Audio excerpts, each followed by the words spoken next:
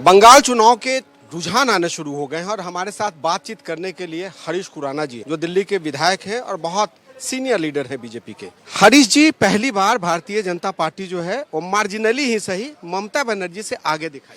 देखिए, आप देखेंगे अगले कुछ घंटों के अंदर रुझान जो आ रहे हैं साफ हो जाएंगे कि भारतीय जनता पार्टी की सरकार न सिर्फ पश्चिम बंगाल के अंदर बनेगी बल्कि असम, पौंडीचेरी में भारतीय जनता पार्टी की सरकार बनेगी और तमिलनाडु के अंदर एनडीए जो हमारा एआईडीएमके के हमारा जो पार्टनर सीनियर पार्टनर है उनके साथ मिलकर हम इन 4 राज्यों में सरकार बनाने वाले हैं। और केरलम के अंदर आप देखेंगे एक बहुत बड़ा मार्जिन हमारा परसेंटेज का बढ़ने वाला है।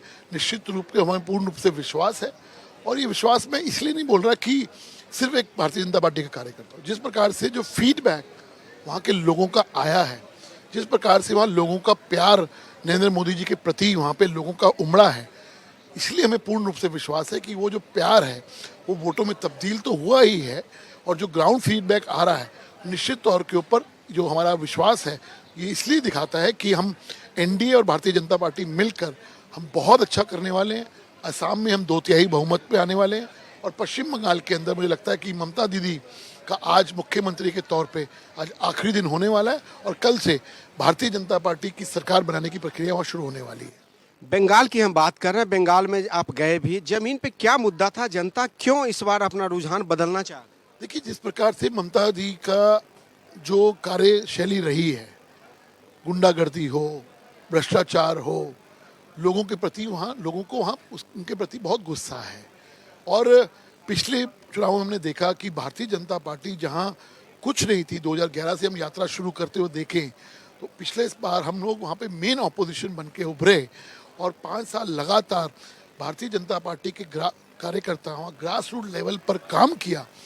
ये जो अब रिजल्ट है, जो ये हमने 5 साल की जो मेहनत है उसका फलस्वरूप ये निकलने वाला है कि मोदी जी की लोकप्रियता और ग्रास रूट लेवल पे हमारे कार्यकर्ताओं का काम ममता की दीदी की जो कहते हैं कार्यशैली को कुठाराघात करते हुए आज हम वहाँ पे निश्चित तौर पर जब रिजल्ट आएंगे हम निश्चित तौर के ऊपर सरकार बनाने जा रहे हैं। हमें पूर्ण रूप से विश्वास है। एक आखिरी सवाल, लोग कह रहे हैं कि कांग्रेस और बीजेपी मिलकर चुनाव लड़ रही थी बंगाल में। अब कांग्रेस का तो मैं कोई कमेंट नहीं इसलिए नहीं कर सकता कि राहुल गांधी जो इनके शीर्ष नेता हैं 100 का आंकड़ा हार का पूरा करने वाले हैं और हमने देखा कि आज काउंटिंग जैसे महत्वपूर्ण दिन के अंदर वो ओमान की, मस्कट की उनकी जो फोटोग्राफ आई है यात्रा की, ये दिखाता है कि कांग्रेस सीरियस नहीं है इस लोकतंत्र के इस त्योहारों के अंदर। चुनावों में हमने देखा गायब रहे, उनको पता है कि ग्राउंड रियलिटी क्या है, अगर उनका खाता खुल जाए वही गनीमत है। इसलिए मुझे लगता है कि ना असम में ना वो पश्चिम बंगाल में कहीं स्टैंड करते हैं। इसलिए राहुल गांधी एक बार फिर छुट्टियां मनाने चले गए। ये दिखाता है कि लोग कांग्रेस के प्रति कितना भाव रखते हैं, दिखाता यही है। ये थे हरीश खुराना, जिन्होंने कहा कि भारतीय जनता पार्टी के कार्यकर्ताओं ने जिस तरीके से काम किया और मोदी की लोकप्रियता और विश्वसनीयता लोगों को इस बात के लिए मजबूर कर रही है कि ममता बनर्जी के खिलाफ आकर बीजेपी के लिए वोट दें। वीडियो जर्नलिस्ट रमेश के साथ कृष्ण मोहन शर्मा, भारत एक्सप्रेस, दिल्ली।